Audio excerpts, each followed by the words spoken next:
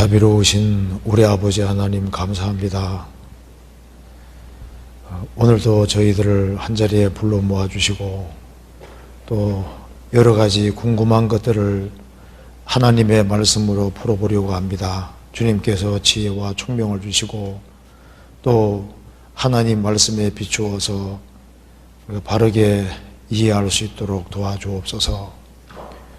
이 시간 주 성령께서 함께 해주시고 우리 마음 가운데 역사해 주시고 마음속에 있는 여러 가지 의문들이 풀릴 수 있도록 자비를 베풀어 주시고 도와주시옵소서. 모든 시종 함께 해주시고 도와주시기를 간절히 의지하오며 주 예수 그리스도 이름으로 기도하옵나이다. 아멘.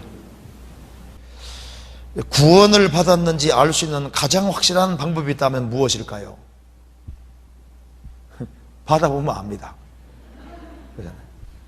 자기가 압니다. 그래서 구원받은 것을 알 수 있는 첫 번째는 자기가 속죄를 받고 내죄 사해진 것이 확실하게 믿어지는 것이 성령이 오신 증거가 되고, 확실하게 믿어진 사람은 뭐가 생기냐면은 마가복음 6장에 회당장 야이로의 딸이 죽었는데 예수님이 살리셨잖아요. 그 다음 뭐라 했습니까? 먹을 것을 주라 그랬습니다. 그죠? 그러니까 영적인 생명을 얻은 사람의 특징 중에 첫 번째는 말씀에 대한 갈망이 있는 거예요. 그래서 구원을 받았다고 말은 하지만은 하나님 말씀에 대한 갈망이 없으면은요, 그게 거듭났다는 말이 거짓말일 겁니다. 갓 태어난 아기는 젖을 사모하는 것처럼 거듭난 하나님 자녀는 하나님 말씀에 대한 갈망이 있는데, 육신은 음식을 먹고 사는 것처럼 영적으로 거듭난 사람은 말씀에 대한 갈망이 틀림없이 있도록 되어 있고, 그 하나님 말씀에 대한 갈망이 없다는 것 자체가 뭐예요? 태어나지 않았다는 증거가 되는 거예요. 그래서 구원받았다고 말은 하면서도 성경은 전혀 읽지 않는다, 성경 배우기를 싫어한다, 그게 뭡니까? 그게 생명 없다는 증거인 거예요. 그렇지 않겠습니까? 생명을 얻은 사람은 이게 이제 성경이 귀에 쏙쏙 들어오는 게 신기하다니까요. 그래서 예수님 말씀하시기를 내 양은 내 음성을 들으며 저희는 나를 알며 나를 따르느니라. 주님의 양은 주님의 음성을 알아듣는데 주님 음성이 말씀이잖아요. 그래서 이제 구원받고 나면은 말씀에 대한 갈망이 있도록 되어 있습니다. 그리고 또 한 가지는 이제 구원받은 게 확실하면은 주님의 생명을 얻은 사람은 구원받은 사람을 알아보고, 그리고 구원받은 사람을 사랑하는 힘이 있는 거예요. 그래서 우리가 형제를 사랑함으로 사망에서 옮겨 생명으로 들어간 줄 알거니와 사랑치 아니하는 자는 사망에 거하느니라. 우리가 형제를 사랑함으로 사망의 생명으로 구원받은 줄 확실히 안다. 그런데 보세요. 구원받았다고 말은 하는데 구원 안 받은 친구들하고 더 친해. 그 동네가 저쪽 동네 사람입니다. 구원을 받은 사람은 구원 안 받은 사람하고 물과 기름처럼 안 섞입니다. 절대 하나가 될 수 없어요. 그 하나가 된다면은 그게 생명이 있다는 말이 거짓말이 되는 겁니다. 성경 말씀에서는 우리가 형제를 사랑함으로 사망에서 옮겨 생명으로 들어간 줄 알거니와 사랑치 아니한 자는, 형제 자매를 사랑치 아니하는 자는 사망에 거하느니라. 그게 구원 안 받은 증거다 그 말입니다. 찾아볼까요? 요한일서 3장 보시겠습니다.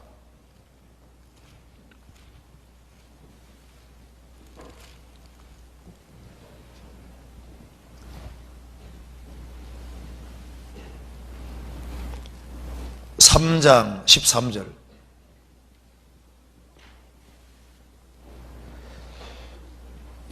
형제들아, 세상이 너희를 미워하거든 이상 여기지 말라. 우리가 형제를 사랑함으로 사망에 옮겨 생명으로 들어간 줄 알거니와 사랑치 아니하는 자는 사망에 거하느니라. 형제들아, 세상이 너희를 미워하거든 이상 여기지 말라. 확실히 거듭나면은 거듭난 사람들을 세상 사람들이 미워합니다. 그걸 싫어하는 거예요. 예수님을 미워하고 대적한 세상이기 때문에 거듭난 크리스찬들을 세상이 미워하고 싫어합니다.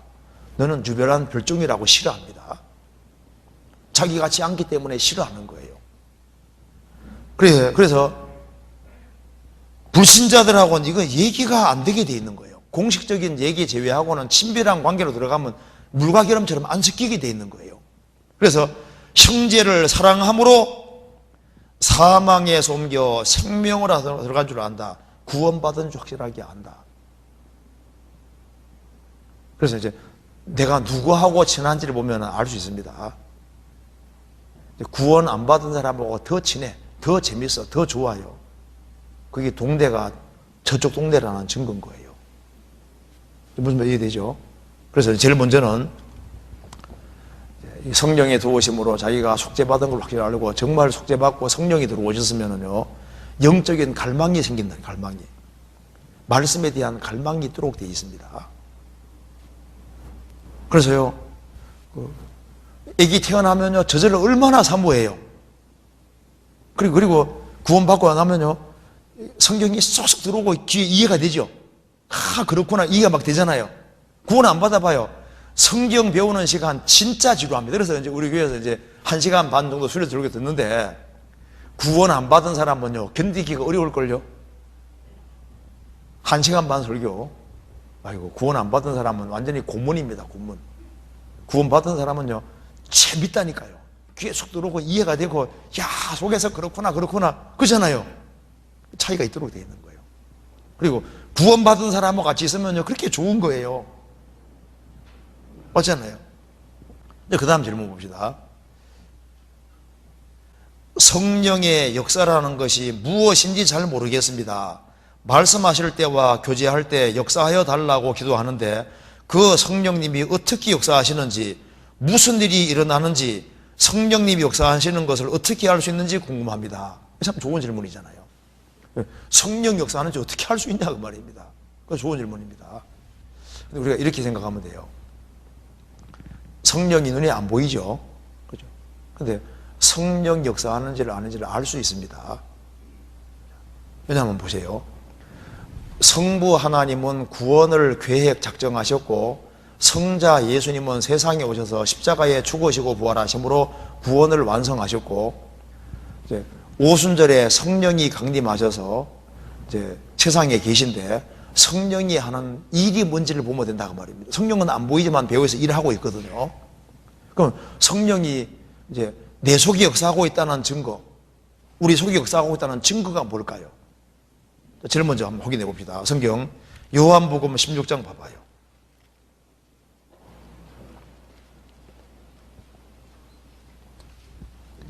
16장 8절입니다.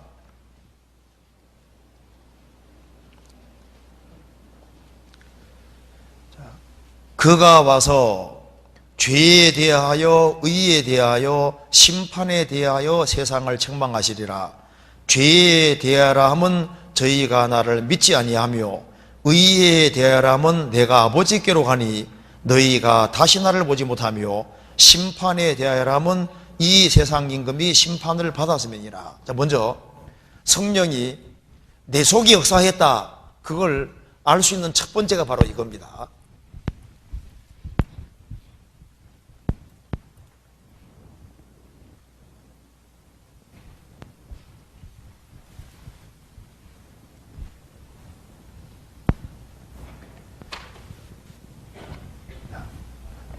먼저 성령이 역사하는 걸 어떻게 알 수 있느냐, 이거 봅시다.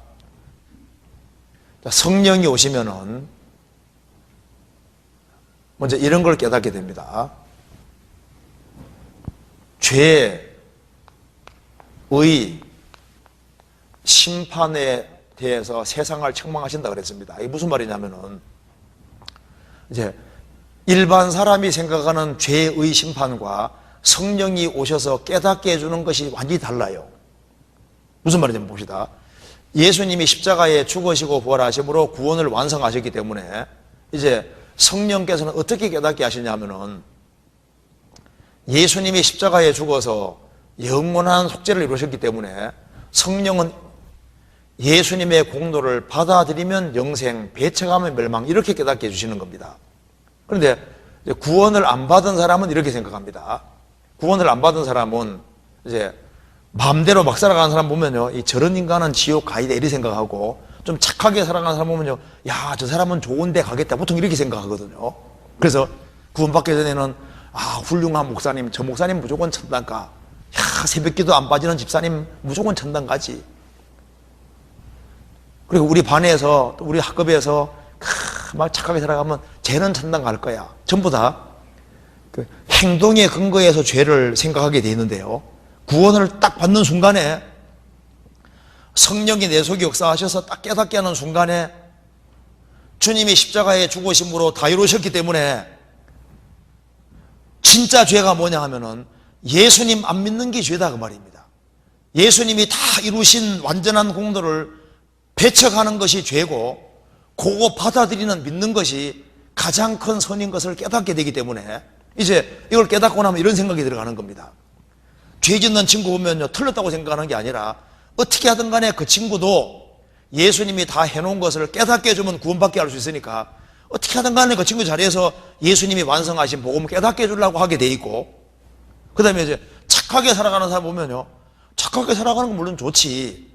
그렇지만 저 사람이 저렇게 교회 열심히 하고 새벽기도 안 빠지고 하는데 정말 예수님의 완전한 공로를 받아들인가 싶으니까 자꾸 꼬치꼬치 캐묻게 된다니까요.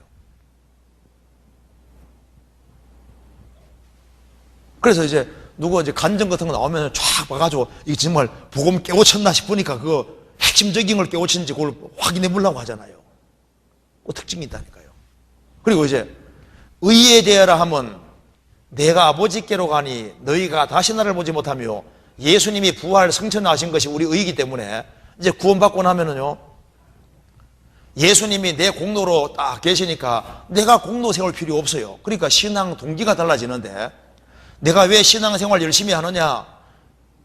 주님이 그걸 기뻐하시니까. 그리고 자기가 바르게 살아야 자기 양심도 편해요. 또 그리고 바르게 살아가면 상과 영광 준다니까 바르게 살아가는 것이지, 천국 가려고 바르게 살고 공로 세우고 천국 가려고 바르게 사는 것이 아니잖아요. 그죠? 만일 공로 세워서 천국 가려고 하는 사람은 예수님 공로를 끄집어내리는 사람이 되는 거니까 그 사람은 예수 예초도 모르는 사람인 겁니다. 그리고 심판에 대하여라면 이 세상 임금이 심판받았음이니라. 그러니까 예수님이 심판받은 자리가 바로 마귀가 심판받은 자리이기 때문에 마귀 권세에 있는 사람은 전부 다 심판이고, 이제 예수님 십자가 통과한 사람은 예수님이 대신 심판받았으니까 나는 심판이 없고 완전히 해방됐다는 걸 확실히 깨닫게 되는 겁니다. 첫 번째가 바로 이건 거예요. 그래서 이제 성령이 내 속에 역사했다는 증거가 이제 죄와 의와 심판에 대해서 바른 이해를 가지게 된 것은요, 이건 성령이 내 속에 역사했다는 증거가 되는 겁니다. 그러면 성령이 하는 일이 도대체 뭐냐 그 말입니다. 성령은 예수님 증거하러 왔기 때문에 우리 가운데 예수님이 높아지면은 그게 성령 역사하고 있다는 증거가 되는 거예요. 아세요? 요한복음 15장 보시겠습니다. 15장 26절 같이 읽어봅시다. 내가 아버지께로서 너희에게 보낼 보혜사 곧 아버지께로서 나오시는 진리의 성령이 오실 때 그가 나를 증거하실 것이요. 자, 성령님은 왜 오셨습니까? 예수님 증거하려고 오신 분입니다. 예수님.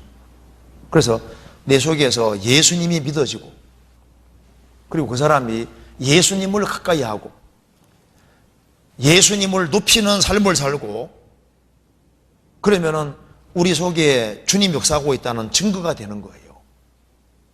요한복음 16장 14절을 같이 읽어보겠습니다. 같이 읽겠습니다.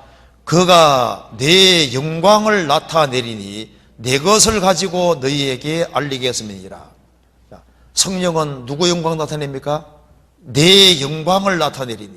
그래서 마귀가 역사하면은 거기에 그리스도가 사라지게 돼 있고, 성령 역사 안 하면 사람이 탁 높아지게 돼 있는 거예요. 그래서 이 사람이 높아지고 다른 것이 높아지면 그게 뭡니까? 그게 마귀 역사인 거예요. 자, 성령께서 역사하시면은 성령 역사한다는 증거가 뭡니까? 인간은 낮아지고 성부와 성자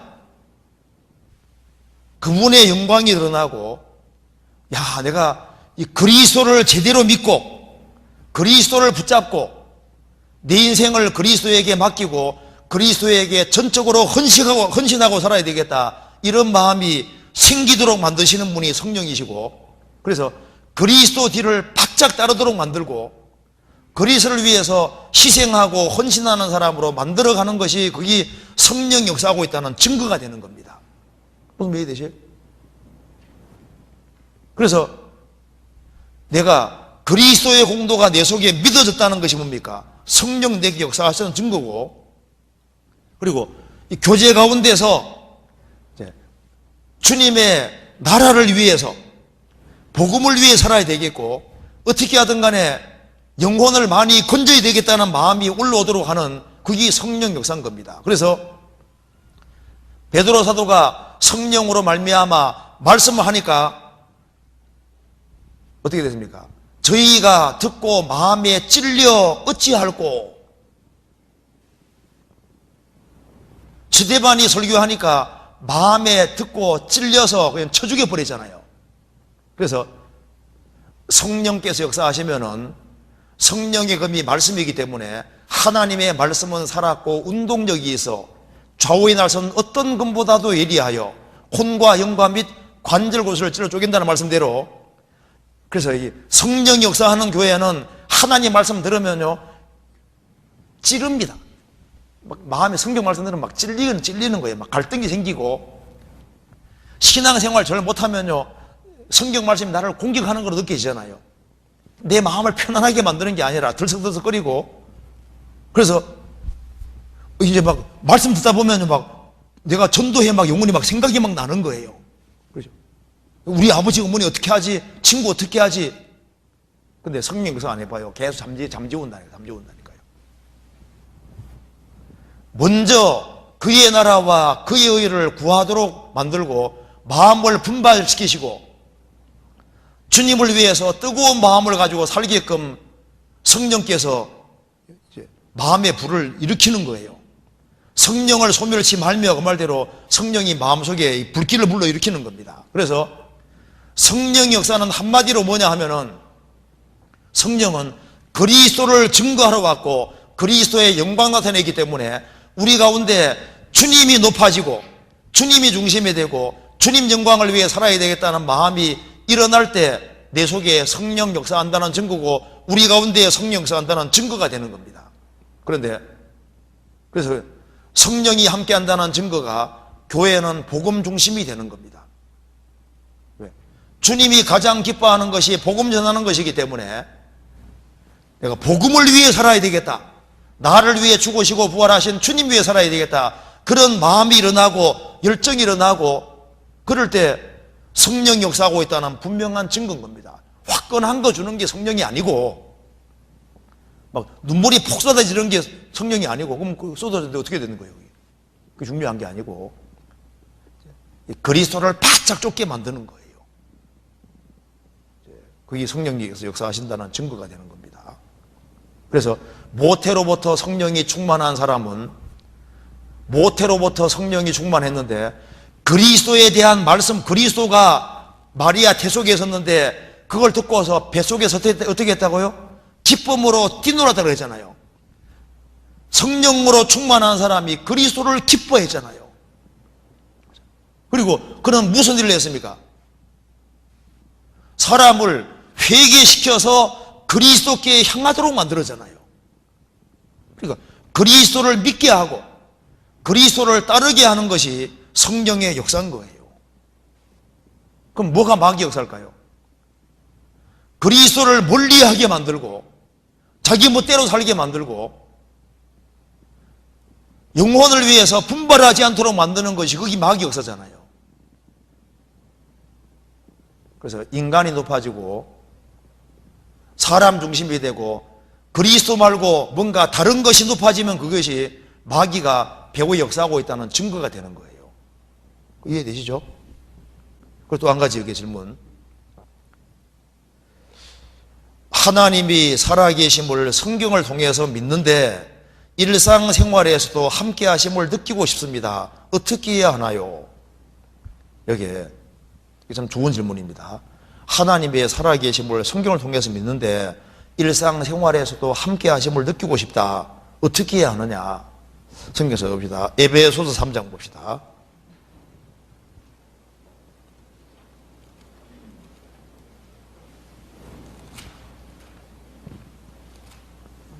에베소서 3장 17절.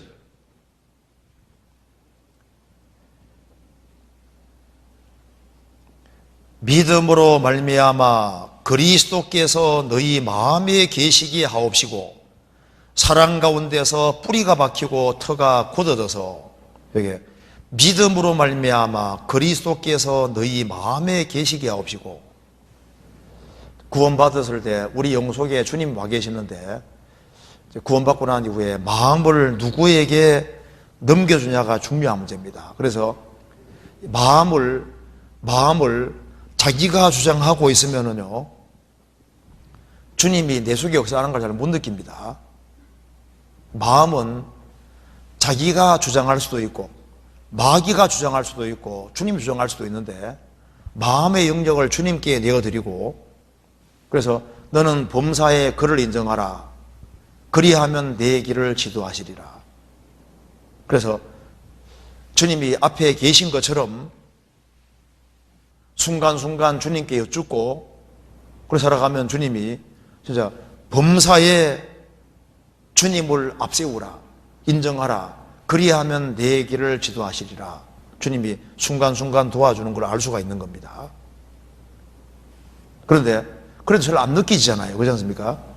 그러니까 성경에 말씀한 대로 마음이 청결한 자는 복이 있나니 저희가 하나님을 볼 것이며, 마음의 청결을 사모하는 사람, 그 사람은 입술에도 덕이 있고 임금이 친구가 된다 그랬고, 마음의 청결을 사모하는 사람은 하나님을 볼 것이며 하나님이 가까이 계시다는 걸 알게 되는 겁니다.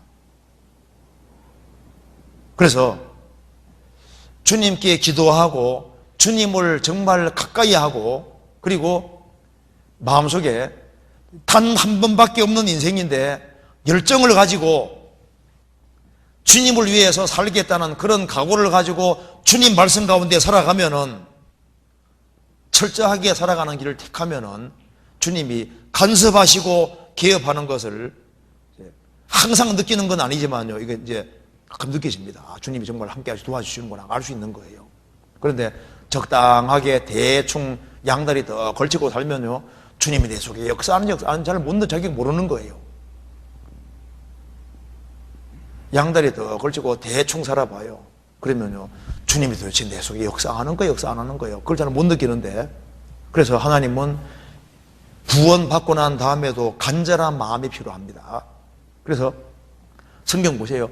마른 땅같이 사모한다는 말이 나와 있고, 그리고 사슴이 시냇물을 잡기에 갈급한 같이 갈급한 심정으로 살아가는 사람, 갈급한 마음으로 살아가면요, 주일 말씀 들으면서도 성령이 내 속에 역사하는 걸 느낄 수가 있고, 그 간절한 마음, 사모하는 마음이 있는 사람은 주님이 채워주시는 것이기 때문에 내 속에 역사하고 내 정말 가까이 있다는 걸 자기가 알 수 있는 거예요.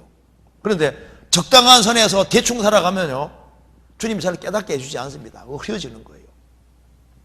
마음에 청결을 사모하는 사람, 마음이 청결한 자는 복이 있나니 저희가 하나님을 볼 것이며, 그리고 이 세상에서 신앙생활을 바르게 하기를 간절히 원하는 사람, 그런 사람은 주님이 인도해 주시는 것이 있습니다. 내가 너의 갈 길을 가르쳐 보이고 너를 주목하여 훈계하리로다. 정말 도와주십니다.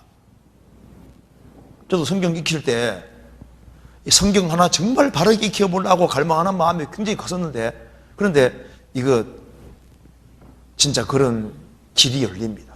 그러니까 적당하게 대충 살면요, 주님이 도대체 얻어 터지면서도 모르거든요. 미련한 자는 징계를 받으면서 징계 받은지도 모를 수 있는 거예요. 그래서 제일 중요한 것은 여기 이제 일상생활에서 하나님이 함께 하심을 느끼고 싶다. 그러면요, 이거 절실하게 살아야 되는 겁니다. 정말 사모하는 마음으로 주님을 정말 더 알고자 하는 그런 갈망 가지고 사는 사람, 그런 사람은 주님 눈여겨보시고 생활 속에서도 느낄 수 있는 겁니다. 그런데 이 고생 같은 거 하는 거 싫어하고 아주 이기적이고 자기 주관적이고 적당한 선에서 눈두장 찍는 것처럼 딱 그런 식으로 해봐요. 그러면요, 이게 주님이 자기 속에 크게 역사하는 걸 잘 못 느끼는 거예요.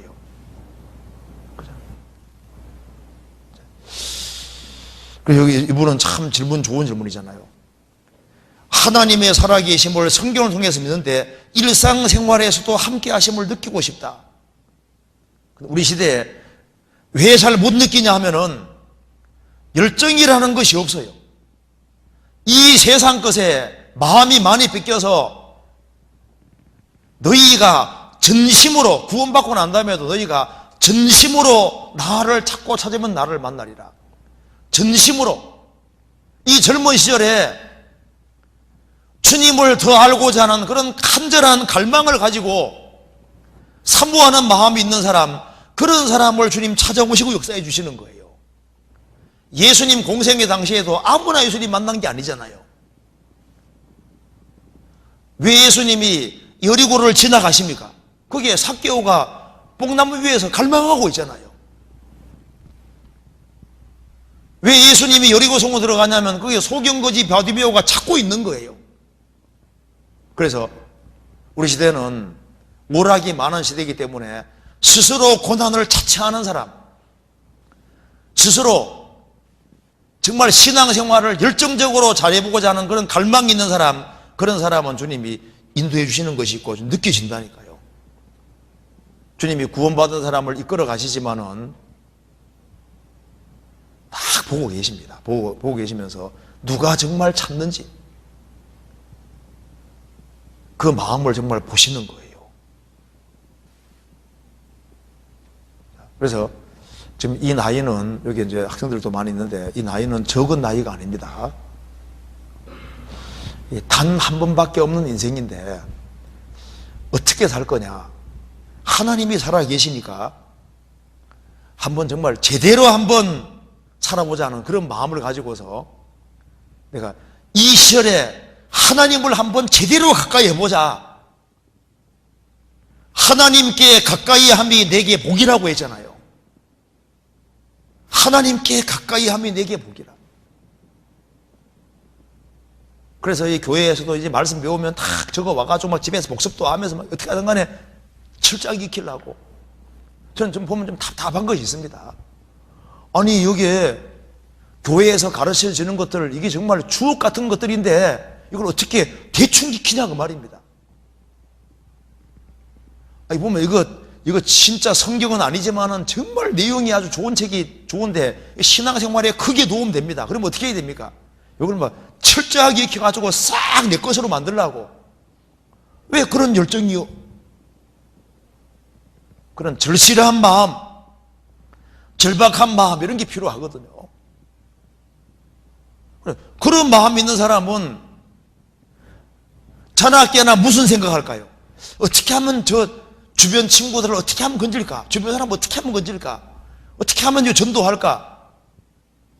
그런 절실한 마음을 가지고 살아봐요. 그럼 주님께서 이 지혜 주시고 정말 도와주시는 게 느껴지는 거예요. 간섭해 주시는 것이 있다니까요. 인생을 이끌어 가시는 것이 맞다니까요. 주님이 도와주시는구나. 그 자기가 알 수 있습니다. 왜? 하나님 살아계시잖아요. 그래서 절실하게 살아가면 항상 느껴지는 건 아니지만요, 가끔씩 주님이, 야, 주님 역사하고 계시는구나. 그 자기가 가끔씩 느끼도록 만들어 주시잖아요. 그 다음에 교회 학교 때 친구 사이에서 형제자매라는 호칭, 대하는 태도를 어떻게 해야 하나요? 그래서 형제님, 자매님하고 이렇게 말을 놓는 것이 안 좋습니다.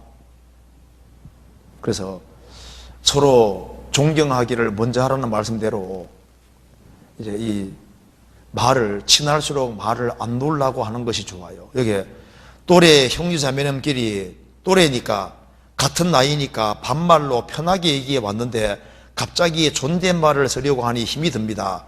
특히 더욱 가까이 지냈던 형제자매와는 반말 안 쓰는 게 정말 어려운데 공적인 모임이 아닌 경우에는 반말로 편하게 얘기해야 되지 않을까요? 그게 바꾸는 게 좋아요. 편하죠. 그래서 사랑은 무례히 행치 않는다 그랬는데 그 관계가 좋은 관계로 가기를 정말 원하면은 예의를 갖추고 반말을 안 하는 게 잘하는 겁니다. 그리고 예의를 취하면요, 그게 그 관계가 좋은 관계가 되고, 그래서 예의는 좋은 관계를 지속하는데 필수적인 거예요. 그래서 겸손은 예의의 정신이 되는 거예요. 그래서 이 마음을 낮추고 형제자매님에 대해서 이렇게 말을 반말로 하고 놓지 말고 형제님 자매님 하고 있지 않습니까? 이렇게 그 표현을 그렇게 바꾸는 게 좋겠습니다. 진짜예요. 가까울수록 말 안 놓는 게 좋을 겁니다. 그리고 이제 그 다음에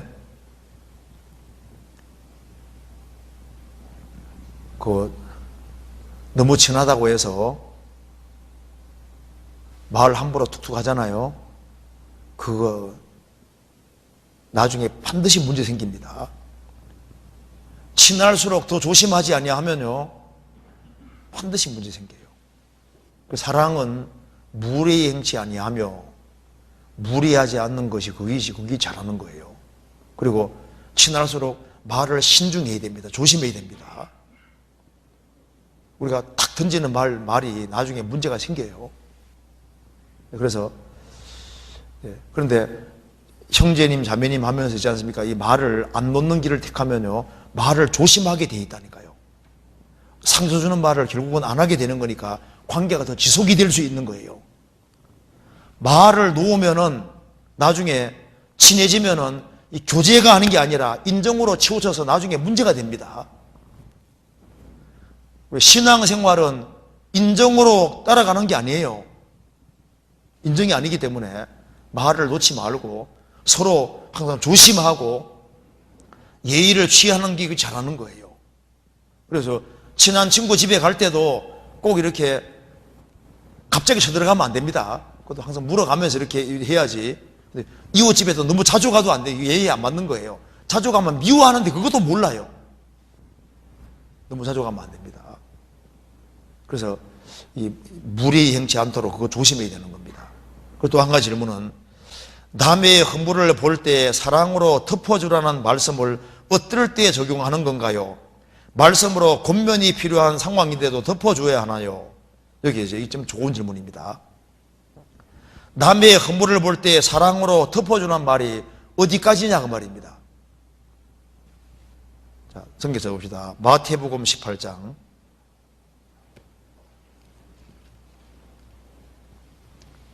21절.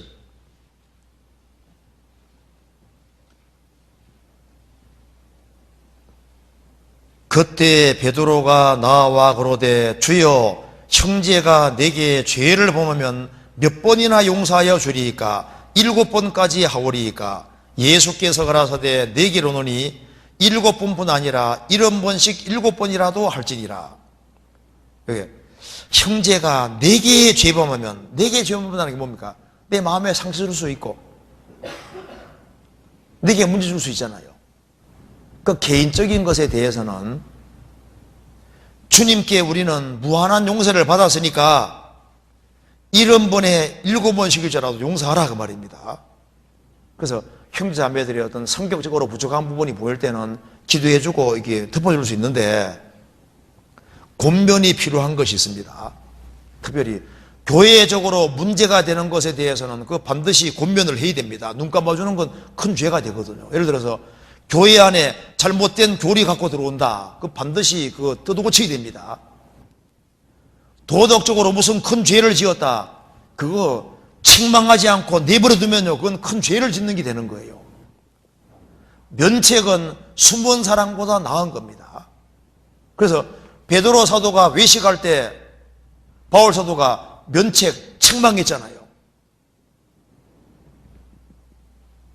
크리스찬이 명백히 잘못했을 때 그걸 책망해 주는 것이 그게 사랑한다는 증거예요. 그런데 잘못되게 하는데 내버려 두면 그거 잘못된 거죠. 그래서 우리가 개인적으로 뭔가 그 사람이 부족한 모습이 있는 것에 대해서는요, 그건 기꺼이 용서해 줄 수 있지만은 그 사람이 잘못되겠다 싶으면요, 책망해 주는 게 잘하는 거예요. 마태복음 27장 보시겠습니다.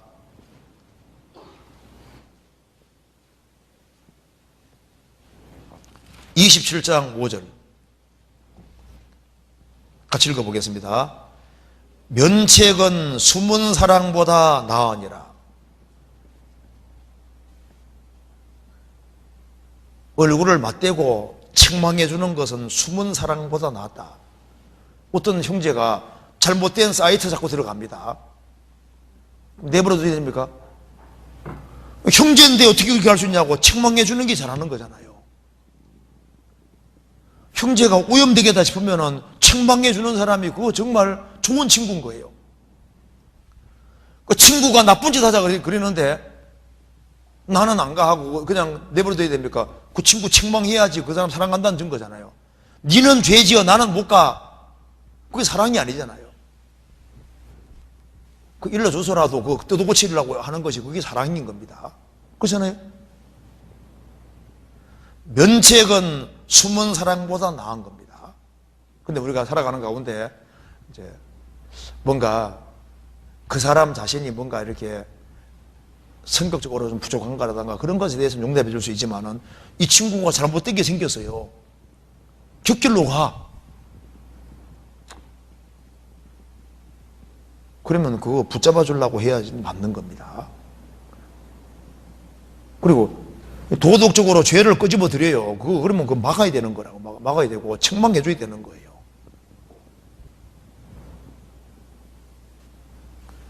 죄에 대해서는 쉬쉬하면 안 되는 겁니다. 그잖아요.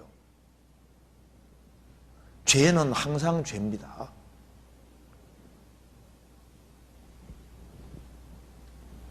뻔뻔하게 거짓말하면요, 그 거짓말 하면 안 된다는 걸 얘기해 주는 게 잘하는 거잖아요. 어물쩍어물쩍 넘어가면 이게 안 되는 겁니다. 그래서요, 우리가 개인적으로 내가 당하는 건 당하면 되는 것이지만은 그래도 내가 당해도 그 형제가 잘 되기 바라는 건 좋은 거지 않습니까? 잘하는 건데. 그런데 그 친구 잘못되겠다 싶으면요, 그거는 이제 옆에 얘기해서라도 어떻게 하든 간에 뜯어 고쳐서 정말 바르게 주님 뜻을 따라 살도록 이렇게 만드는 것이 잘하는 겁니다. 자, 면책은 숨은 사랑보다 나으니라. 근데 어떤 사람 보면요, 별거 아닌데 막 책망 하는 사람인데 그것도 문제예요. 또 문제 별로 안 되는 걸 가지고서 그건 그냥 허물 덮을 수 있는 걸 가지고 그걸 또 괜히 막 너무 짜잘한 걸 막 끄집어내 가지고 막 그런 사람 있잖아요. 그 사람도 성격적으로 문제가 있을 수 있습니다. 또 남의 잘못만 너무 잘 보는 사람 있잖아요. 그것도 문제인 거예요. 사랑 없다는 증거잖아요.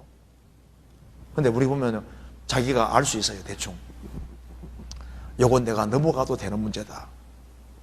요건 내 감정으로 내가 하는 거다. 아니면 정말 형제를 사랑해서 하는 거다. 자기가 대충 마음이 저울질이 되도록 되어 있습니다.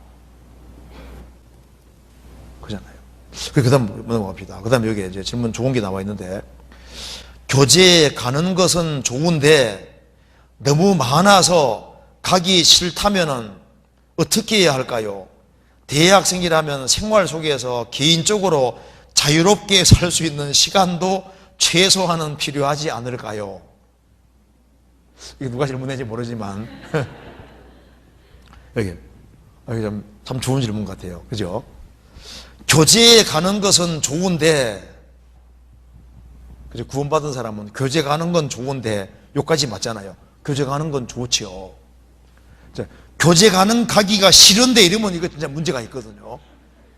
교제 가기가 싫은데 이러면은요, 여기 교제 가는 것은 좋은데잖아요. 이 생각이 정상입니다. 교제 가는 게 좋죠. 그런데 너무 많아서 가기 싫다면은, 정말 너무 많아서 가기 싫을까? 진짜일까?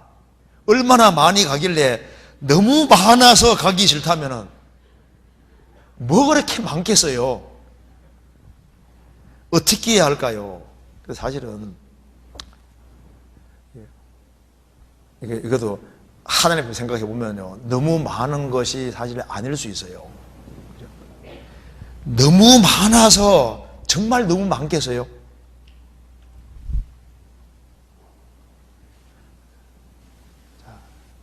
너무 많아서 가기 싫다. 근데 사실은요, 이게 뭐 공부를 정말 해야 될 게 산더미처럼 쌓여 있어서 공부를 진짜 많이 해야 되기 때문에 부담된다. 그러면 오죽 좋겠습니까만은 대체로 그게 아니거든요. 그죠? 왜냐하면은 교제를 진짜 많이 하는 사람이 시간 아끼면요, 잠자는 시간 제외하고 활용하면 사실 시간이 많다는 말도 맞습니다. 저도 진짜 바빴어요. 대학 다닐 때 진짜 바빴거든요. 그런데 잠자는 시간 제외하고 밥 먹는 시간 제외하고 공부하면요, 교재 많이 쫓아다녔거든요. 근데 시간 많던데요. 교체할 뿐 아니라 대학 다니면서 상담 달고 살았거든요. 상담 진짜 많이 했습니다. 그래도 시간 많았거든요. 그리고 우리 레포트 써야 되지요. 아이고, 막 숙제도 얼마나 많고 많은데 잠자는 시간 제외하고 시간 활용하려고 그러면요, 시간을 악착같이 아끼면요, 시간 많아요. 저도 여기 성경에 관계되는 책을 대학교 때 많이 읽었거든요. 진짜 책 진짜 많이 읽었어요. 근데 시간 많았거든요. 또 방배동까지 교회가 또 얼마나 멀어요.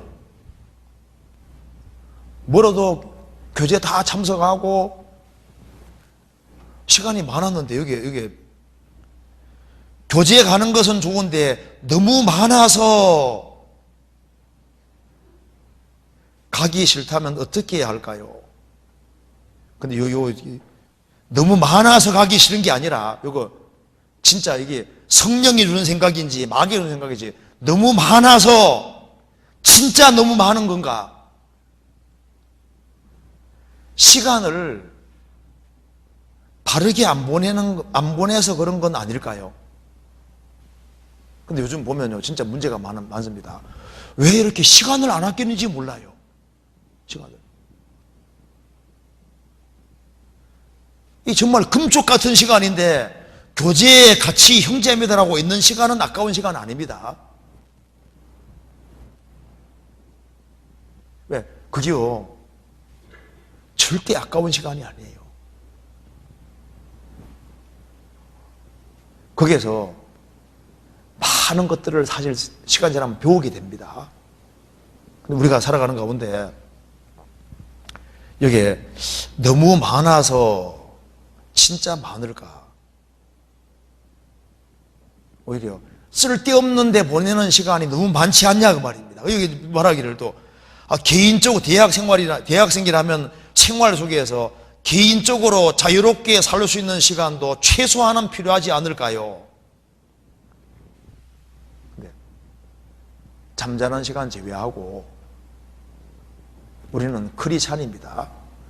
최대한 시간을 아끼고, 다른 사람이야 무슨 짓 하든 말든 간에 그건 세상 사람이고, 우리는 주님 피로 값주고 사서 주의 것이 된 사람이기 때문에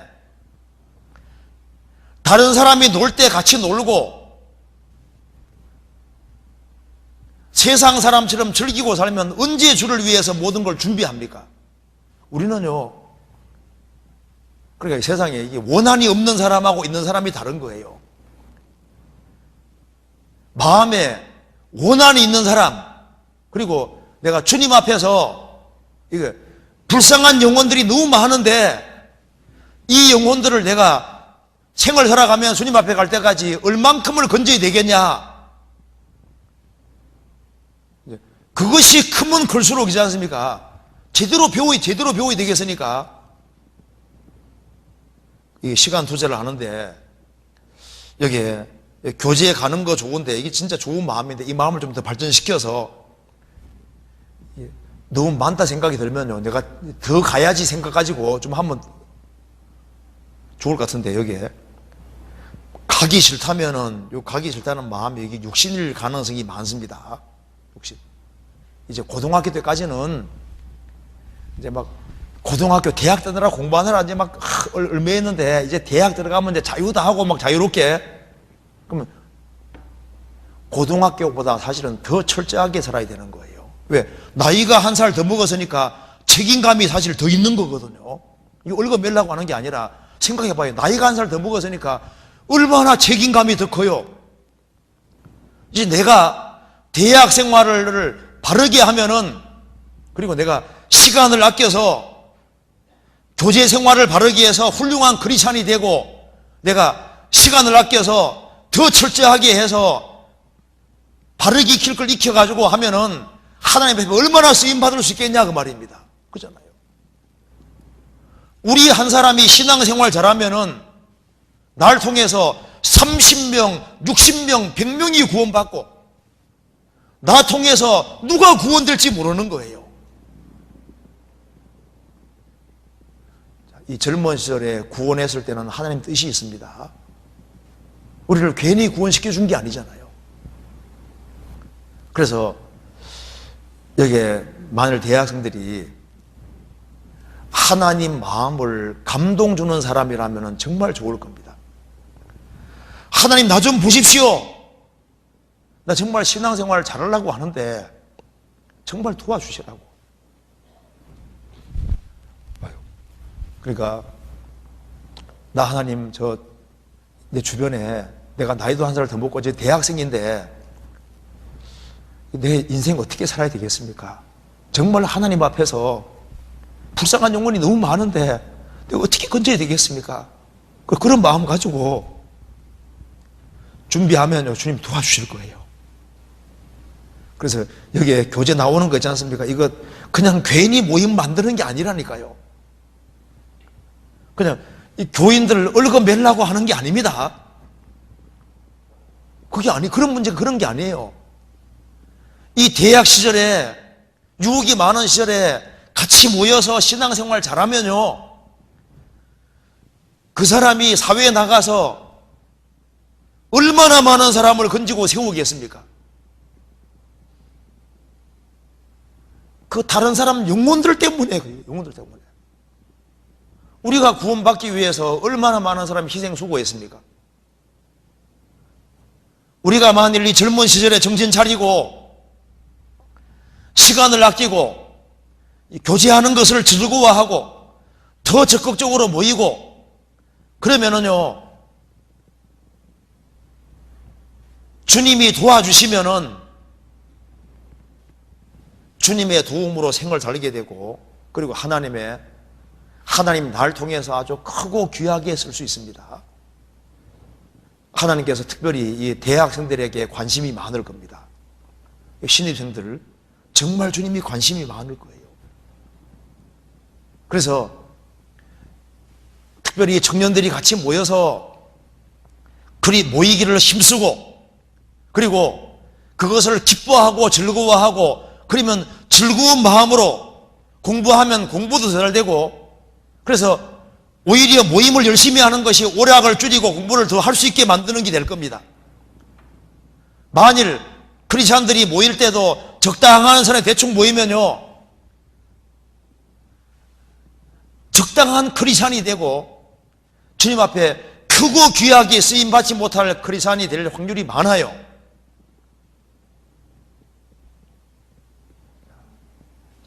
인생은 한 번밖에 없는 것이기 때문에 이 시절에 머리가 정말 제일 좋을 때잖아요. 이때 같이 교제하고 배운 건 다 남는다니까요. 그리고 이 학생 시절에 배운 것이 결국은 다 남는 것이기 때문에 같이 무리 가운데서 계속 배워요. 교제 가는 것이 좋은데 너무 많아서 가기 싫다면요, 내가 마귀에게 속는다 생각하는 마음을 가지고 더 적극적으로, 그래 봤자 일주일이라는 시간은 그렇게 많지 않다니까요. 그리고 그 나머지 시간은 다른 대학생들은 자유롭게 놀고 한다 할지라도 크리스찬들은 집에 가서도 뭔가를 준비하고, 그리고 다른 사람 놀 때 뒤에서 칼을 가는 것처럼요, 부지런히 준비. 그래서 하나님이 쓰실 수 있도록. 그래서 절제하지 않은, 절제해서 대학에 들어왔잖아요. 주님 앞에 쓰임 받기 위해서도 이기기를 다투는 자마다 모든 일에 절제하나니. 그래서 이 젊은 시절에 힘을 바르고 건전한 데다가 이거 투자할 수 있도록 주님이 딱 보시고 신문대로 정확히 거둡니다.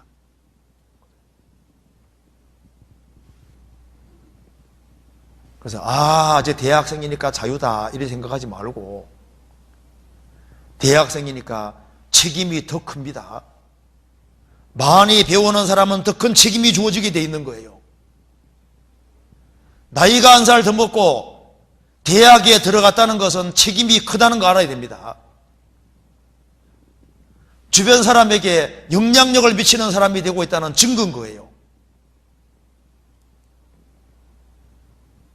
그리고 여기에 그 다음 질문에 학교 행사, MT, OT, 입학식, 새내기 배움터를 가면 안 되나요? 이 질문보다 안 가면 안 되나요? 이 질문이 얼마나 좋아요. 가면 안 되나요? 이 질문이 좋아요.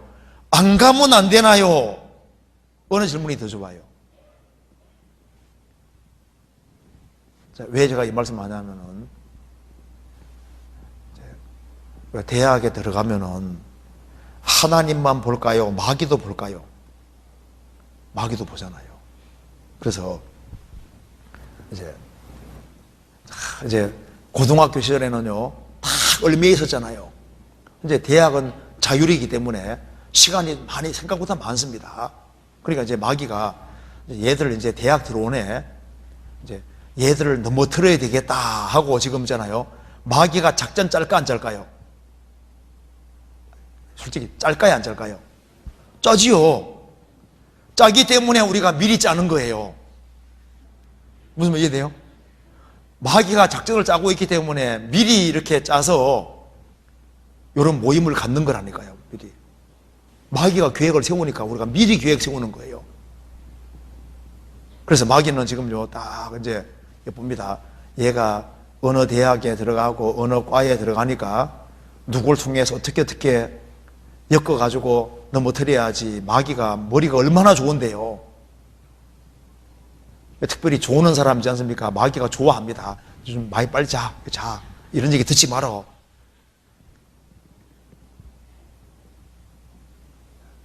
마귀가 배후에 있어요. 마귀는 틈을 딱 노리고 있습니다. 그래서 먼저 구원받고 신앙생활 잘하는 사람들, 선배들 얘기를 잘 들으면요, 겪어왔기 때문에 그 선배들 얘기를 잘 들어야 되는데, 구원받고 신앙생활 잘하는 선배들의 얘기를 들어야 되는 거예요. 그럼 그 선배들은 주로 뭐라 얘기합니까? 안 가도 대학생활 하는데 천년 지장이 없어. 그렇게 말하지 않았던가요?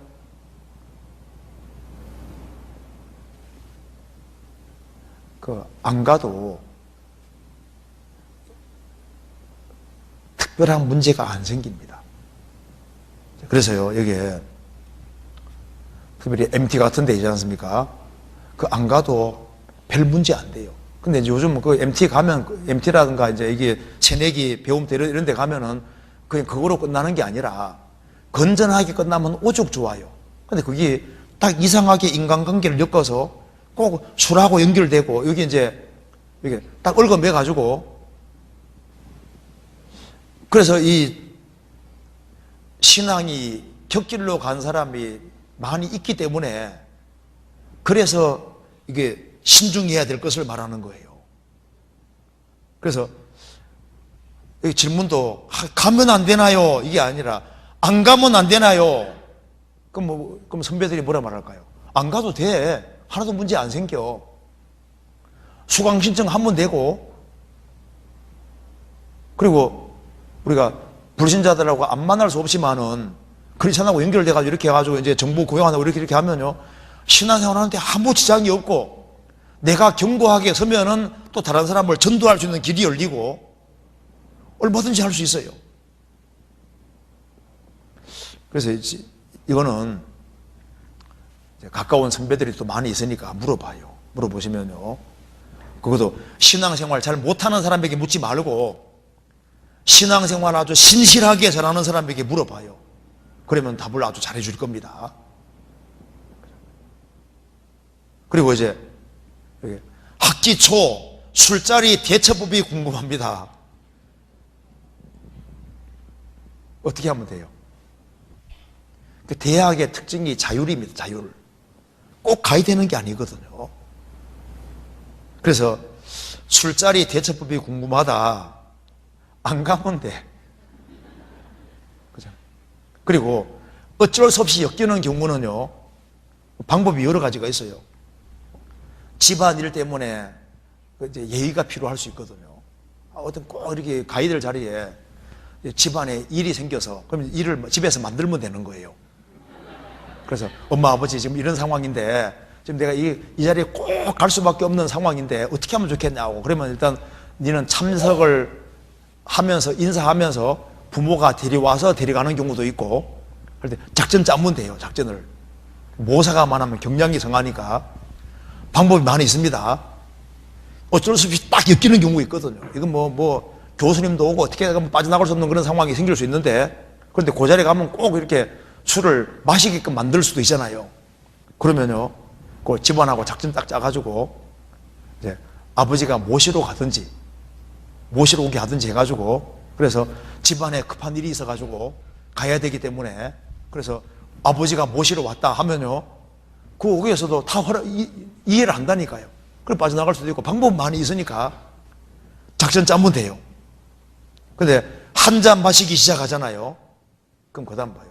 그 다음 줄줄이 엮인다니까요. 그러니까 처음부터 딱 금을 걷는 식으로 가면요, 그러면 그 다음부터는 그 아주 단호한 태도를 취하면요, 또 그 다음에 그 분위기를 완전히 흐리게 할 수도 있으니까 연결이 안 되는 게 잘하는 거고, 그리고 이제 그런 상황이 주어지면요, 얼른 대책 세워서 이렇게 빠져나올 수 있고 방법 많이 있어요. 그래서 의논하고 지혜 구하면요, 다 방법이 있도록 되어 있습니다. 그래서 다른 사람 마음 상하지도 않게 하면서 대학 생활은 잘 하면서 또 잘 빠져나가면서 이렇게 할 수도 있고 방법이 많이 있으니까, 그래서 처음부터 아예 안 되는 건 안 되는 것으로 해가지고 딱 금을 그어요. 아무도 안 보니까 몰래 먹으면 되겠지 하고 한 잔 먹기 시작하잖아요. 그러면 이제 그 다음부터는 이제 한 잔으로 끝나는 게 아니라니까요. 이제 줄줄이 쫙 엮이게 돼 있는 거예요. 우리가 처음부터 딱 금을 걷는 길을 택하는 게 현명합니다. 사람을 두려워하지 말고 하나님을 두려워해서 처음부터 딱 금을 그어요. 그 다음 여기에도 그 다음 질문에 이제 여기 술자석에도 내 혼자 크리스찬이고 불신자들이 가득 있으면요, 그거 참 빠져나오기 어렵습니다. 그러니까 아예 처음부터 그 자리에 안 있는 게 잘하는 거죠. 거기서 같이 있는 자리에서 아주 단호하게 딱 취하면요, 물론 그 잘하는 것이지만은 차라리 그럴 바에는 안 가는 게 잘했다는 걸 자기 알다니까요. 괜히 그 분위기를 확 흐리게 만들어 버리잖아요. 그래서 내가 먼저 영적으로 강해지는 것이 필요하고 일단은 단호한 태도 취하셔요. 그거 잘하는 겁니다. 그리고 두 번째, 그 다음 질문 봅시다. 이성 친구 전도, 이성을 친구로 사귀어도 되나요? 성경에서 봅시다. 고린도전서 5장 봐봐요.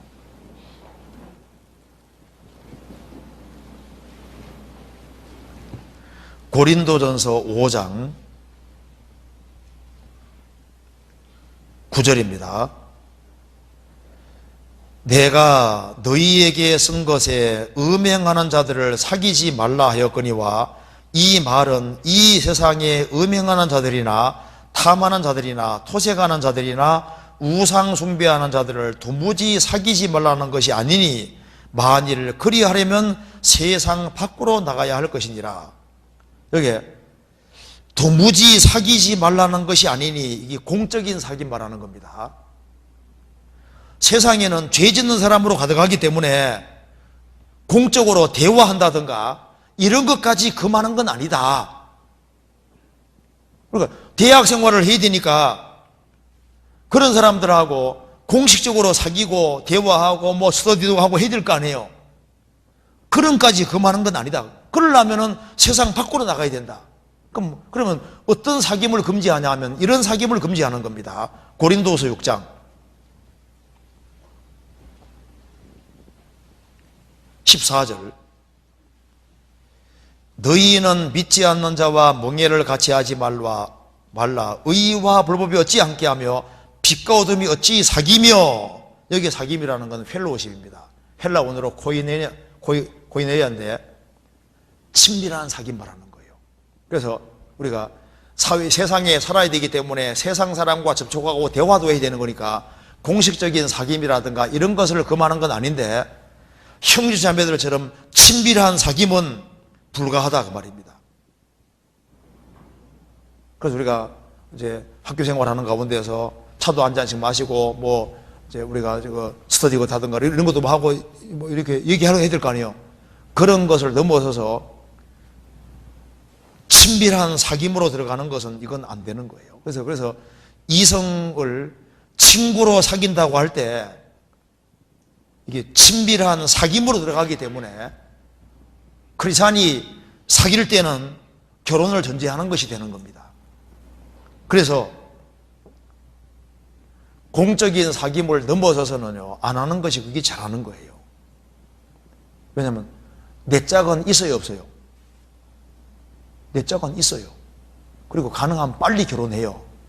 빨리 학교 졸업해가지고 빨리 결혼하고 빨리 결혼하는 길을 택하라고. 빨리 좀 사귈 생각하지 말고 공부 열심히 해서 빨리 직장 잡아가지고 빨리 결혼하는 길을 택해요. 빨리. 그렇지? 무슨 말 이해되죠? 괜히 사귀려고 생각하지 말고 빨리빨리 결혼하면 돼. 빨리.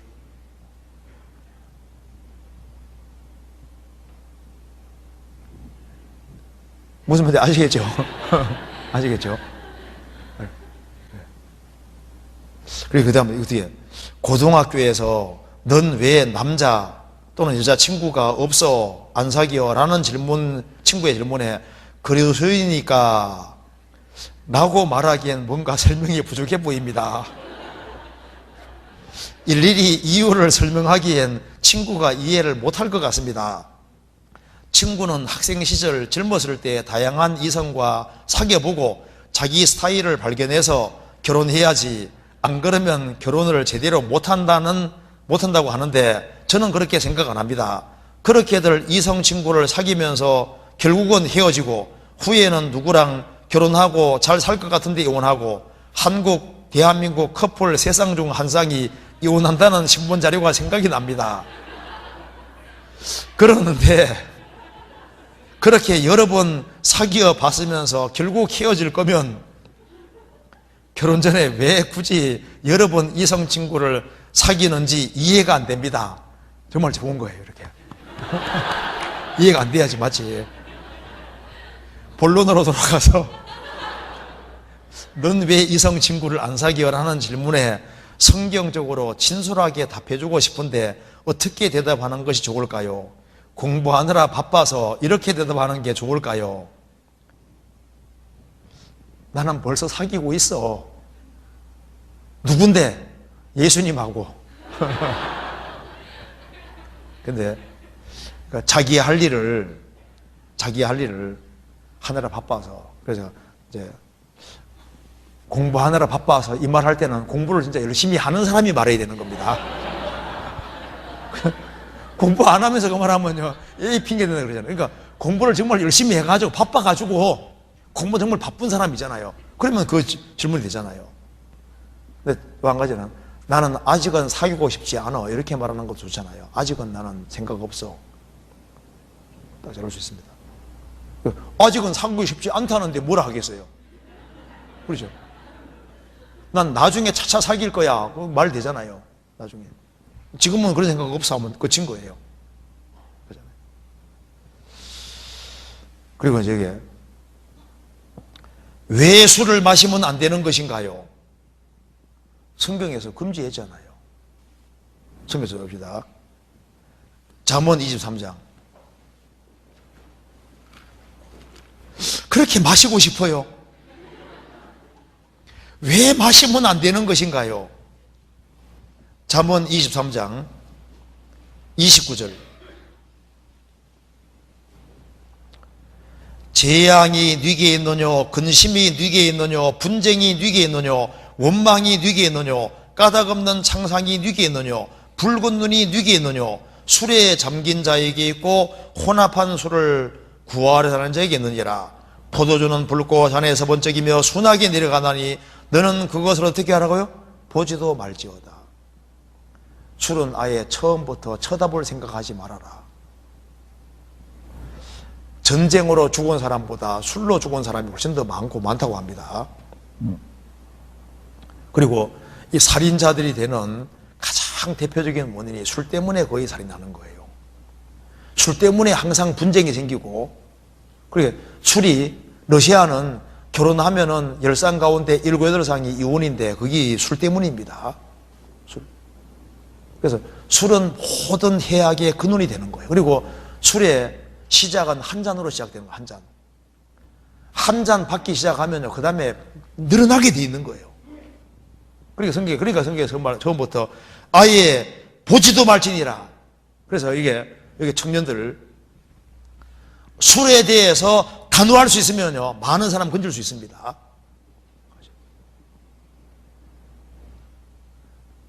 저희 집은 술꾼 집안입니다. 저는 술 안 먹는 길을 택했습니다. 술 있지 않습니까? 술이요, 진짜 문제 많이 생겨요. 저희 동네가 이 강원도 탄광촌이기 때문에, 술 때문에 집안 문제가 다 생기는 거예요. 술이 문제가 심각합니다. 강원도 탄광촌에 살아봐요. 막 집안이 막 쨍마랑쨍마랑 소리 나고 이거 하는 것이 전부 다 술 문제. 가정 불화를 가져오는 핵심이 이게 술입니다. 술. 그래서 술을 어디서 배우느냐? 보통 대학에서 많이 배우거든요.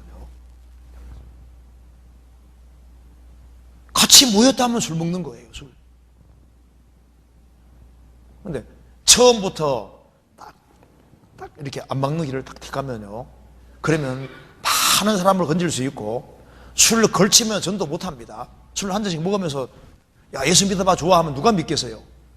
전도 못 해요. 그 다음 여기 질문 중에 좋은 질문이 나와 있습니다. 세상 것을 포기해야 하나, 대중문화, 주변에서 어쩔 수 없이 가요가 들릴 때 어떻게 해야 하나? 근데 사실 이건 질문거리도 사실 안 됩니다. 왜 안 되냐 하면은, 자기 할 일을 열심히 하면은요, 다른 것이 밑에 내려간다니까요. 여기 보면은, 세상 것들을 포기해야 하나, 뭐 그런 생각할 필요 없이, 자기 주어진 일에 하나님 앞에서 내가 할 일을 찾아서 부지런히 하면은 다른 것은 다 밑에 내려가게 돼 있는 거예요.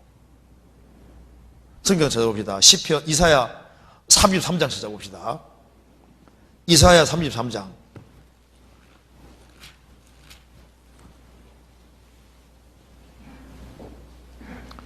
14절입니다. 시온의 죄인들이 두려워하며 경건치 아니한 자들이 떨며 이르기를 우리 중에 누가 삼키는 불과 함께 거하겠으며 우리 중에 누가 영영이 타는 것과 함께 거하리 하도다. 오직 의롭게 행하는 자, 정직히 말하는 자, 토색한 재물을 가증히 여기는 자, 손을 흔들어 뇌물을 받지 아니하는 자, 귀를 막아 피를 흘리려는 꾀를 듣지 아니하는 자, 눈을 감아 악을 보지 아니하는 자, 그는 높고 높은 곳에 거하리니 견고한 바위가 그 보장이 되며 그 양식은 공급되고 그 물이 끊치지 아니하리라 하셨느니라. 이렇게 죄인은 삼키는 불, 영영이 타는 곳에 들어갑니다. 그런데 오직 의롭게 행하는 자, 정직히 말하는 자, 귀를 막아 피를 흘리는 꾀를 듣지 아니하는 자, 눈을 감아 악을 보지 아니하는 자, 그는 높은 곳에 천국에 있게 될 것이다. 세상에는 천국도 있고 지옥도 있습니다. 그렇기 때문에 크리스찬이 우리 시대에 정말 근실하게 사는 사람, 크리스찬들은 다 부지런해야 되는 거예요. 내가 자기 사업에 근실한 사람을 보았느냐? 이러한 사람은 왕 앞에 설 것이요 결코 천한자 앞에 서지 아니리라. 내가 자기 주어진 일에 성실한 사람을 봤느냐? 그 사람은 존귀하게 될 것이다. 자기 주어진 일을 최선 다해서 하고 자기 주어진 일에 바쁘면은 다른 것은 하위에 내려가게 되는 거라니까요. 지금 이 시절에는 배울 게 많잖아요. 언어도 열심히 배워야 되고, 지금 시대에 지금 대학생 시절은 준비하는 기간이기 때문에 정말 부지런히 준비해요. 젊은 시절에 머리 제일 좋을 때니까 제일 습득하기가 쉬워요. 그리고 이때는 이 보고 듣는 게 영향을 많이 미치기 때문에 보고 듣는 걸 금지하기가 어렵잖아요. 그러니까 바빠야 되는 거예요. 자기 주어진 일에 정말 부지런해야 되는 겁니다. 그러면은 다른 건 내려가는 거예요. 어떤 사람 말합니다. 테니스 하는 게 죄냐고. 자기 할 일을 다 하고 테니스 하면 죄가 아니잖아요. 자기 할 일 안 하고 테니스만 들고 다니면 죄가 되는 겁니다. 그잖아요. 자기 주어진 일을 충실히 하면은 다 균형이 잡히게 돼 있는 거예요. 자기 할 일을 등한히 하면은 균형이 안 잡히니까 이게 휘청휘청 한다니까요. 휘청휘청 안 하려면은 자기 주어진 일에 하나님 앞에서 정말 최선 다해서 하려고 해봐요. 그러면은 이상하게 균형이 잡혀집니다. 이게 다 맞아 들어가는 게 신기해요. 우리가 지금 세상 문화가 막 밀려오는데 이걸 소극적으로 대처해야 하면 딸려갑니다. 적극적으로 이 건전한 곳에 거기다가 시간을 투자하려고 그러니까 부지런히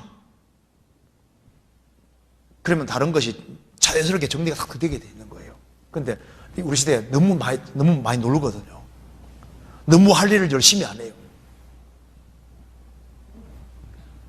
그 자기 주어진 일에 정말 최선 다해 하면 얼마나 좋겠어요. 여기 또 질문 나온 것이 PC방, 노래방, 당구장은 가면 안 되는 이유가 무엇인가요? 주님과 같이 가봐요. 예수님 데리고 가봐요. 예수님 같이 PC방 갑시다. 노래방 갑시다. 당구장 같이 갑시다. 주님과 같이 갈 수 있으면 가요. 그럴 시간이 어디 있냐고. 아이고, PC방 갈 시간이 있어요? 노래방 갈 시간이 있어요? 그러니까 이게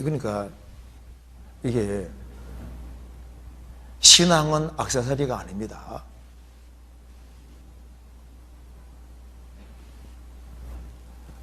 지금 여기 대학생.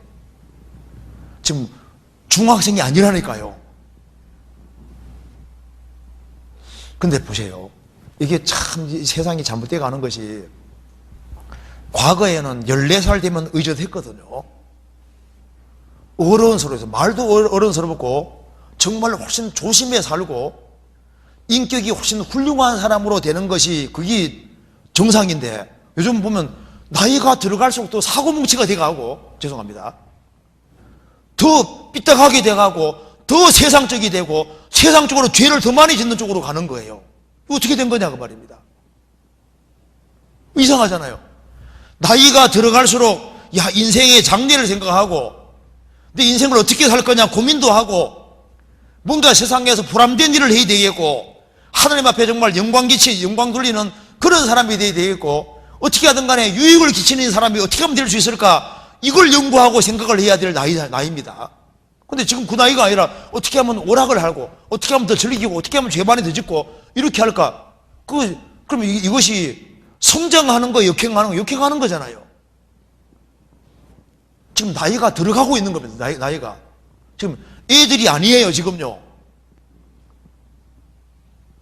지금 대학생이면은 중학생이 아니고 고등학생이 아니고 대학생이면 지금 컸잖아요. 큰 대학생이니까 뭔가 비전을 가지고 하나님 나라와 영광을 위해서 내가 어떻게 살아야 될 것이냐, 그걸 고민하면서 어떻게 하면 성경을 더 바르게 익히고, 어떻게 하면 내 인생에서 더 많은 사람을 건지고 세울까, 그쪽으로 고민하고, 하나님 내가 어떻게 하면 좋겠습니까? 내가 어떻게 살면은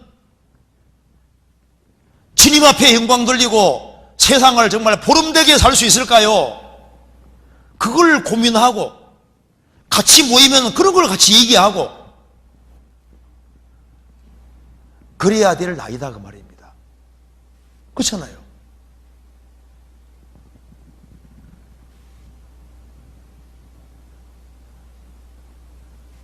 대학생은 이거 신중하고 심각한 나이입니다. 이게 아주 중요한 나이예요. 그래서 이제 좋은 질문 나와 있는데, 성격이 소심해서 전도하기 어려운 것 같아요. 성격을 바꿔야 하나요? 바꾼다면 어떤 식으로 바꿔야 하나요? 성격 바꾸려고 하지 말고, 술 많이 먹으면 술 충만해지죠. 술 충만하면 말이 많아져야 적어져요. 말이 많아지고 담대해지잖아요. 그러니까 성격을 바꾸려고 하지 말고 성령 충만하게 되도록 노력을 하세요. 오히려 술 취하지 말라, 이는 방탕한 것이니 오직 성령의 충만을 받으라. 그래서 이 하나님의 성령으로 충만해지면은 담대한 마음이 생기게 되고, 소심한 사람도 담대하게 바뀔 수 있습니다. 그리고 이제 전도 같은 걸 할 때, 내가 소심한 성격이라 할지라도 친해지는 사람들이 있으면 그런 사람에게 가까운 전도할 수 있잖아요. 그리고 요즘은 전도하기 어려우니까 두여 사람 이렇게 그룹으로 해가지고 이렇게 전도하는 게 좋고, 내가 이 친구 전도하고 싶은데 나는 뭐 성격이 소심하니까, 그래서 같이 이렇게 자연스럽게 몇 명 같이 모이는 식으로 길을 열어가지고 이렇게 전도할 수도 있고, 혼자 하기 힘들면 두여 사람 같이 이렇게 연합하는 것도 좋아요. 그런데 소심한 거, 디모데도 소심했습니다. 근데 누구든 소심할 수 있는데, 근데 중요한 것은 충만해지면은 좀 담대해지는 것이 있어요. 술 충만하면은 말이 많아집니다. 담대해지는 것처럼 성령 충만하면은 담대해지고, 그리고 왜 담대해지냐 하면요, 이 성경이 믿어지면 담대해집니다. 아세요? 약 선전하는 사람 보세요. 약에 대한 확신이 생기면 막 얘기하게 되잖아요. 이제 어떤 사람 보면요, 뭐 몸이 안 좋아. 근데 내가 이 약을 써보니까 이게 정말 좋거든요. 그러면 약 얘기하게 돼 있다니까. 뭔가 확신이 생기면 얘기하게 돼 있거든요. 이것이 정말 절대적인 진리고 내가 확인해 보니까 이게 틀림없어요. 틀림없어. 그러면은 입이 근질근질하게 되고, 이게 너무 확실하면은 주변 사람에게 얘기를 하고 싶어지고 하게 된다니까요. 그래서 이제 여기에 소심한 성격이면요, 이 성경을 있지 않습니까? 꼼꼼하게 읽으면서 성경을 확인을 다 해보면, 야, 이게 진짜구나, 이게 딱 믿어지면은 믿어지는 것은 얘기가 나오게 돼 있습니다. 성경에서 말씀하기를 믿는 고로 말하노라. 믿어지면은 반드시 말이 나오게 돼 있다니까요. 그럼 왜 말이 안 나오냐 하면은 소심해서 안 나오는 것보다 안 믿어지는 거예요. 확신이 딱 생기면은 얘기가 나오게 되는 거예요. 이게 진짜인데 이거 안 받아들이면 지옥 가는 게 확실하면요, 어떻게 하든 간에 전해주려고 하게 되는 거잖아요. 그렇잖아요. 그래서 여기에 그럼 어떻게 하면 충만하게 되느냐? 많이 먹으면 돼요. 술 충만하려면 술 많이 먹으면 되는 것처럼 성령 충만하려면 성령을 많이 마시면 돼요. 어떻게 마실까요? 내가 너희에게는 말이 영이요 생명이라는 말씀대로 하나님 말씀을 부지런히 듣고, 실제로 인터넷 사이트 있잖아요. 우리 들어가서 복습을 자꾸 하고, 우리 어떤 지역교회 가보면요, 진짜 자매님들 아주 훌륭한 분들 많습니다. 그 말씀을 테이프를 갖다 놓고 시간 날 때마다 계속 들어요. 계속 여러 번 듣고 또 듣고 또 듣고 해서 완전 체득이 되도록. 그러니까 말씀 가운데 사니까 충만해지지 않을 수가 없는 거예요. 그래서 2절에는 말씀을 듣고 복습을 하고 완전히 그냥 내 것으로 만드는 작업을 하고, 그렇게 해서 말씀에 대한 확신이 생기면은 자기도 모르게 자꾸 충만해지는 것이 맞습니다. 그러면 여기 입으로 자꾸 나오게 되고, 소심한 성격도 바꿔지게 되고, 그리고 구원받은 무리 가운데서만 성격이 소심한 것도 바꿔집니다. 바꿔지고 용기가 생기고 힘이 생기고 이제 그렇게 되게 돼 있어요. 그래서 세일즈 아는 사람들은요, 이게 자기 제품에 대해서 확신이 딱 생겨야 되거든요. 확신이 생겨야만 이게 제품 잘 팔 수 있다니까요. 이거 먹으면 진짜 좋아져. 그러면요, 담대히 얘기하게 되는 거예요. 그래서 이 복음에 대한 확신, 성경에 대한 확신, 그런 것이 필요합니다. 그리고 여기에 친구가 이제 저희 교회에 대해서 이제 이 안 좋은 교회라고 막 핍박하는데, 막 제가 이 해명을 해줘도 안 믿는다. 이 상황에서 그런 사람들을 전도해야 하나요? 어떻게 하는 것이 성경 말씀에 맞는 것인가요? 친구한테 우리는 이상한 교회가 아니라고 설명해줘도 안 믿는다. 이 상황에서 그런 사람들을 전도해야 하나요? 어떻게 하는 게 성경 말씀에 맞나요? 근데 먼저 우리가 전도하는 데 있어서 말로 전도하는 것도 효과가 있지만 그것보다 더 큰 효과는 행실로 보이는 것이 사실 영향이 크거든요. 야, 저 사람은 정말 크리스찬답다. 정말 주님이 저 안에 사신다. 저 친구는 뭔가가 다르다. 그러면은 그 말에 힘이 있는 거예요. 근데 말로 설득하는 건 쉽지 않거든요. 그래서 우리가 주님을 모시고 주님 중심으로 생을 살아가면은 주변 사람들이 야, 뭐가 다르구나. 그러면 전도할 때 힘이 있는 거예요. 그리고 특별히 여기에 말하기를, 우리가 이제 전도를 하는데 이 친구가 영 안 받아들인다 하면 딱 하나님께 맡기고, 그 다음에 될 만한 사람에게 먼저 하는 게 잘하는 겁니다. 그래도 여유가 있으면 또 하고, 그런데 네가 이기나 내가 이기나 해보자 하고 이렇게 물고 늘어지지 말고 딱 맡기고. 사람이 얼마나 많은데요. 될 만한 사람, 그리고 내가 신앙생활 잘하면 주님이 구원받을 만한 사람을 연결시켜 주시는 거예요. 그래서 전도 잘하는 사람은 비결이 있습니다. 전도 잘하는 사람은 굉장히 신뢰성 있게 행동을 하는 거예요. 그리고 그 사람이 약속을 지킬 수 있도록 이렇게 잘 유도하는 사람이 있는데, 그런 것부터 배워야 됩니다. 성경 한번 찾아봅시다. 골로새서 4장.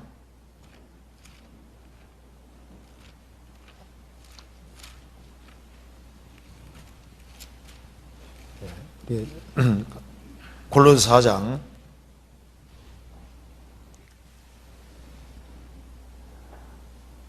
5절 같이 읽어보겠습니다.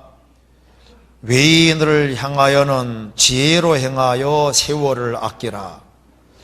이 구원 안 받은 외인을 향하여는 지혜로 행하여 세월을 아끼라.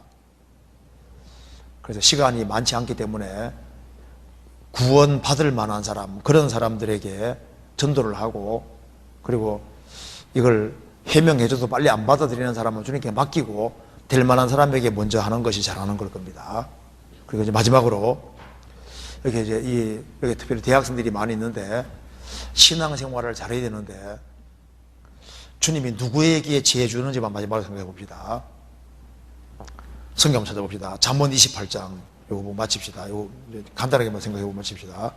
잠언 28장 13절에 보시겠습니다.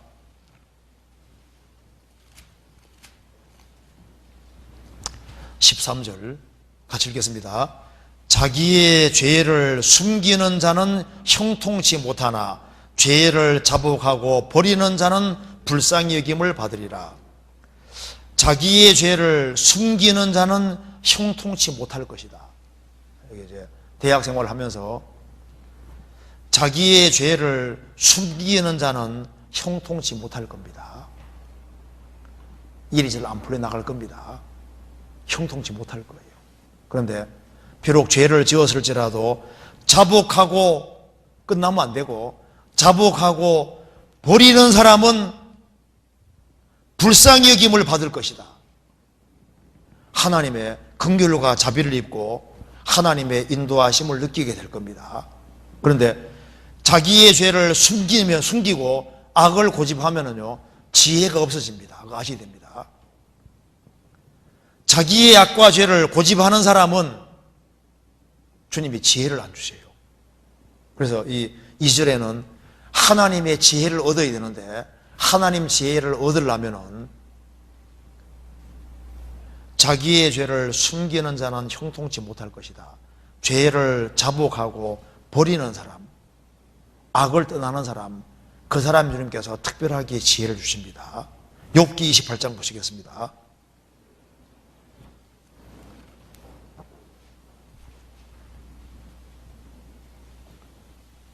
5절 28장 12절 그러나 지혜는 어디서더며 명철의 것은 어디인고. 28절을 같이 읽어보겠습니다. 또 사람에게 이르시기를 주를 경외함이 곧 지혜요 악을 떠남이 명철이라 하셨느니라. 그래서 주를 경외함이 곧 지혜요 악을 떠남이 명철이니라. 그래서 이 시절에 어떻게 악을 떠날 것인가. 그래서 혼자 있으면 악으로 기울기가 쉬우니까 이 시절에 뭘 배워야 되냐 하면은 꼭 공동체. 내가 부족한 것이 보여도 자꾸 구원받은 사람들이 모인 무리 가운데 자꾸 연결돼서 이제 대학 생활을 시작하는 시점에서 이 구원받은 사람들이 모이는 무리를 이걸 우선적으로 생각해야 되가 이때입니다. 만일 이제 이 대학생들이 이 크리스찬들이 모이는 모임에 한 번도 안 빠지고 꼭 모이겠다, 그렇게 하는 사람은 틀림없이 악이 멀어지게 돼 있는 거예요. 왜? 내 혼자 악을 이기기 어렵다니까요. 내 혼자 유혹을 어렵기 때문에 이 시절에 중요한 것이 공동체. 그래서 홀로 있는 사람은 분명히 넘어지게 될 겁니다. 여기 그리스도인들이 모이는 무리를 멀리 하지 않습니까? 얼마 시간 지나 봐요. 저 세상으로 가 있고 완전히 지혜를 싹 비껴버리는 거예요. 그런데 공동체 안에 있으면요 주님이 계속 깨끗하게 해줘요. 밖에 나갔다 오면 더러운 게 들어오지만 또 모임 가운데 있으면서 또 주님이 깨끗하게 해주시기 때문에, 그래서 신앙생활을 잘하면 모임에 나오는 게 아니라 못할수록 더 나와야 되는 거예요. 그래서 나와서 자꾸 연결되고 하면요 주님의 힘에 의해서 신앙생활을 할 수 있게 되는 겁니다. 그래서 이 시절에 꼭 해야 될 것이 뭐냐 하면은 친구 만들어야 돼요. 신앙의 친구. 신앙생활 잘하는 친구를 만들어서 내가 모임에 안 나오면요 쫓아와서 나 데려가는 그런 친구 있잖아요. 그런 친구를 만들어야 된다니까요. 자, 물어봅시다. 그런 친구 있어요? 내가 이게 모임에 안 나오면요 막 전화만 오는 게 아니라 쫓아와서 끌고 갈 그런 친구 있어요? 그런 친구를 만들어요. 그렇게 하면은 여기 일꾼들이 많이 생길 수 있고, 그리고 대학 생활을 하면서 많은 사람을 건질 수 있을 겁니다. 진짜요. 무슨 말 이해되죠? 그래서 혼자서는 신앙이 뜨거워지지 않습니다. 그래서 동무, 나를 붙들어줄 동무, 신앙생활 잘하는 동무, 그런 신앙의 친구들, 이제 대학에 들어가도 거듭난 크리스찬들, 그런 친구들을 가까이 하고 어떻게 하든 간에 그런 친구 자주 만나서 신앙생활을 발전시킬 수 있도록 이렇게 하시고 꼭 무리가 연결돼요. 혼자 있는 건 안 됩니다. 그러면요 뒷길로 가요. 이 시대에 혼자 힘으로 죄 못 이깁니다. 반드시 연결돼가지고, 그래서 모임 많다고 생각하지 말고 모임을 우선으로 자꾸 생각해가지고 말씀 자꾸 듣고 이렇게 해봐요. 그러면요 구원받은 무리 가운데서 마음이 뜨거워지고 하기 때문에 이제 신앙생활 하면서 신앙생활 잘 할 수 있는 길이 열릴 겁니다. 그리고 여기 있는 분들이 다 주님 앞에서 그냥 쓰임 받는 것이 아니라 크게 쓰임 받는 사람 될 수 있다니까요. 크게 쓰임 받아야 될 거 아니에요. 이왕 하는 김에 많이 구원받게 해야죠.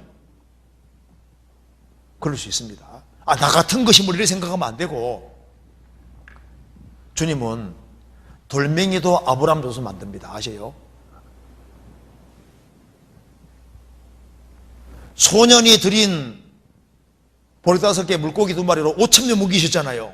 소년이 무슨 힘이 있어요? 어린 나이에 찬미를 받으신 주님이십니다. 어린 나이도 받으셨는데 나는 대학생인데 나이가 많아요. 내 마음만 돌이키고, 그래서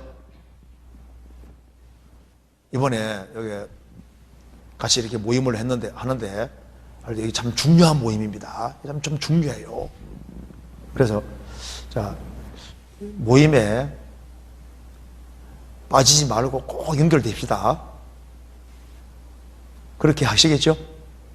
그렇게 하셔야 돼요. 그렇게 하시고, 그리고 여기 신앙생활 잘하는 선배들 말을 잘 들어가지고, 그래서 크리스찬으로서 아주 훌륭하게 되도록 이제 그렇게 좀 했으면 좋겠습니다. 같이 기도하시겠습니다. 자비로우신 우리 아버지 하나님, 여기에 주님 안에서 너무나도 귀한 사람들이 한자리에 같이 모였습니다. 이 대학부 시절이 얼마나 중요한지를 알 수 있도록 도와주시고, 주님이 대학에 두신 거기에도 아주 중요한 뜻이 있는 줄 압니다.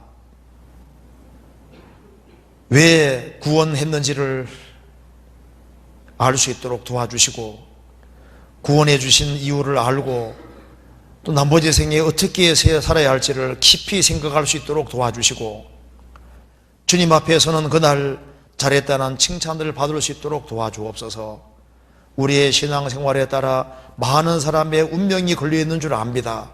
주님께서 그 마음을 일깨워 주시고 이 시절에 모든 것을 예비하며 준비하며 생을 살 수 있도록 도와주옵소서.